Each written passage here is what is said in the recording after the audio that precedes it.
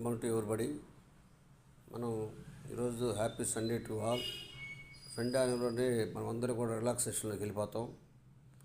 ఎందుకు అలా రిలాక్సేషన్లోకి వెళ్ళటం జరుగుతుందంటే, మనకి ఆటోమేటిక్ మన మనసు సోమవారం నుంచి శనివారం దాకా వర్క్ చేస్తూ ఉంటాం కాబట్టి సైకలాజికల్గా సండే వచ్చేలాగే అందరం ఆటోమేటిక్గా మన బాడీ కూడా సహకరించదు. కాబట్టి మనం కూడా బాడీ చెప్పిన ప్రకారం అప్పుడప్పుడు నడుచుకోవాలి.